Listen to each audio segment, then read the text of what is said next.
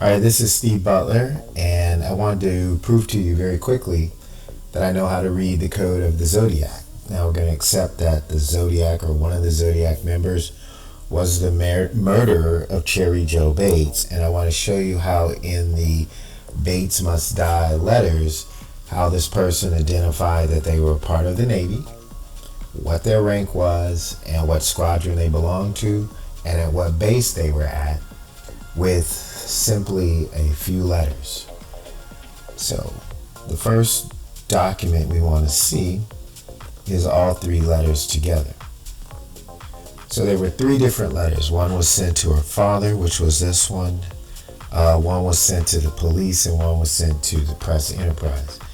As you can see, the R and the E in the left one and the R and the E in the right one are the same, but the R and the E are different. The one that's sent to her father. And this E is different from that E, but that E is the same as this E, which means that this particular letter has a different message than these two letters, which seem to be almost exactly the same. So they work together to complete the message, but this one has a different message. If you notice, the R's here are down, the R's there have something down, this has something down. I believe that they work together as map pieces, but I want to concentrate where I've made these marks. So I'm telling you that this is Zodiac Code, that Albert Lee Terry Jr., this is his work. As you can see in these blemishes here, if I was to turn this into a reverse negative and take the dark colors and make them light and the light colors and make them dark, you would see whatever images he embedded into this letter using a process that was first used in the late 1800s, where you can dip a piece of paper into a salt solution and make it photographic. So you could take an overhead negatives, imprint those negatives onto this paper and slightly develop them depending on the amount of time that he gave it exposure, right? So that a change in light, if you took another picture of it, turned it into a negative, that's exactly what would happen. It would reverse the process, and whoever the people are that got this or were intended to receive this message would see the embedded images. So that's how the Zodiac letters work. They have these terror messages on the top to scare the public and to divert your attention from the fact that they're communicating with each other with code. But they didn't only communicate with each other with code like that, they use lettering code. So this is a weird looking R, right? And if you look at this W, let's just get a little bigger. As you can see, there's a person here with a long thing pointing down to the ground, and you know, Rorschach test, these would be breasts, right? You know, exactly. But I think what it is it's submarines, and this is a symbol that it is what's called a sea-controlled squadron that used surface planes to detect and destroy submarines, right? And I'm going to show you how that works.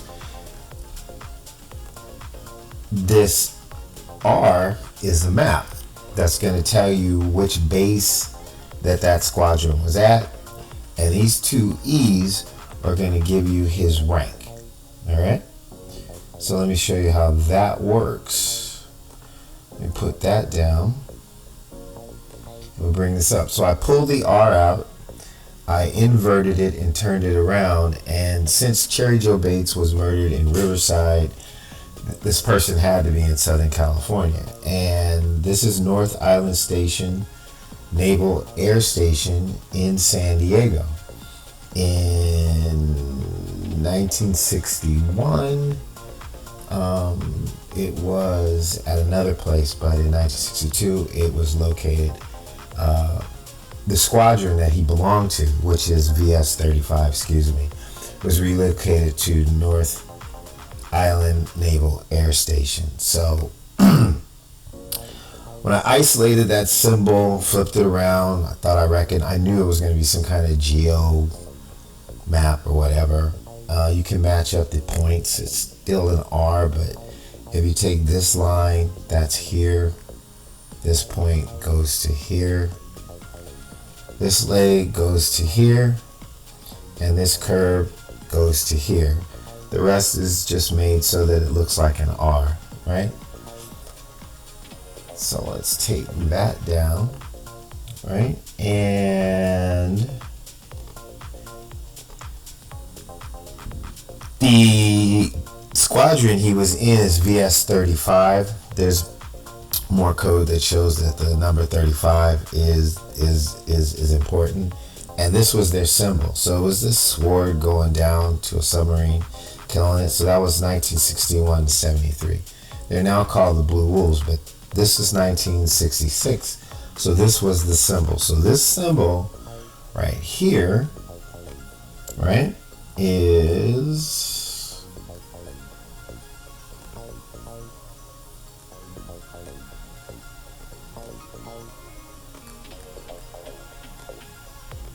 this little guy right here. See that? And then I believe this is to show you that it's submarines. That's the best I can tell you for there, right? And now let's go to his rank. And let's go back to this picture. And let's bring it down. And let's open it up. So EE, so he was in E2 in the Navy. So he's at NAS North Island in San Diego, Naval Air Station, North Island. He's a part of VS-35 Sea Control Squadron that uses airplanes to detect and destroy submarines. That's what this is about. And his rank is in E2. So let's take that down. We'll go to here. Oh, wait, come on. Don't do me like this. Thank you. Seaman Apprentice. In the Navy, an E2 is referred to as a Seaman Apprentice. The actual title for an E2 in the Navy varies based on the community to which the sailor belongs. Those in the general deck administrative community are Seaman Apprentice. They wear white stripes on navy blue uniforms and navy blue-black stripes on white uniforms. So he's saying he was an E2 Seaman Apprentice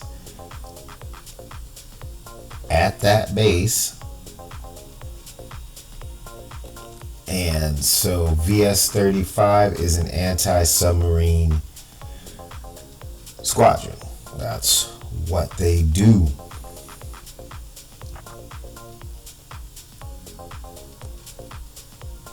These are some of their deployments in 1966, in January to January of 67.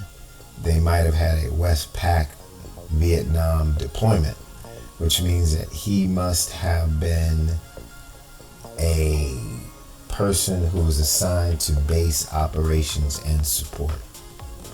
So he probably would not actually be in the photos of VS-35 for Westpac, which I checked. I looked because I know who it is, and I couldn't find him. But they also have people that are on the base, as you were saying. A Seaman Apprentice is administration and other type of support units. So, again, E2, NAS San Diego, North Island, supporting the VS-35 Sea Control Squadron, VS. That's how the Zodiac codes work. I've done other videos on the rest of this, but I can read this stuff. So when I tell you that the Zodiac is multiple people, that it's Albert Lee Terry Jr., Charles Arthur Letch, Ellen D. Shigmura Letch, as the main people in the group. Believe me, I'm telling you the truth, because I can read their ciphers, their codes, like I read the Sunday paper online on my phone. It's that easy at this point. It's just another language. So I know what the Z13 answers are. I know like 80 to 85% of what's in the Z340 and the Z408. You can't read it all, but enough to know who the people are, what they were doing, what it's about. And ultimately, if any of this was reviewed by an intelligence agency, especially naval intelligence or the FBI, they should have figured this out too. So the case has to be being covered up. It is a conspiracy. They're hiding these folks. I doubt if they gave anybody immunity, because if they'd have given Albert Lee Terry Jr. immunity, he would have never shut up like he has not shut up today. The guy's still running his mouth. So that's it. I just wanted to prove to you that I know what I'm talking about. I hope this helps you understand that that is true.